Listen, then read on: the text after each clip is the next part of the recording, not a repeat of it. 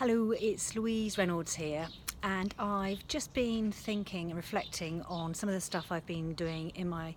business recently, and thought it was worthy of doing a very short video just now, and mentioning one of the workshops that I went on earlier on this year that I found really valuable, and that's Amanda Down's Value Proposition Workshop. And it's really helped me. I was wrestling at the time with how to articulate one of the services that I wanted to add to Property Ventures' offer to its clients. And the workshop really helped me articulate and detail out what that is in ways that are more identifiable for potential clients. And really I should have done it earlier, but one of the reasons that was holding me back is that my background is marketing and sales and management consultancy, and I've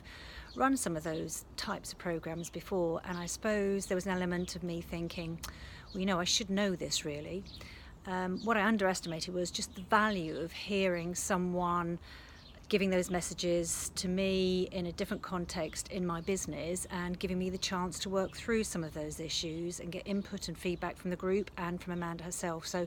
the whole thing was really very valuable. So if you're wrestling with that kind of thing in your business and think that you can't do with external help, I would really think of looking at some of the stuff that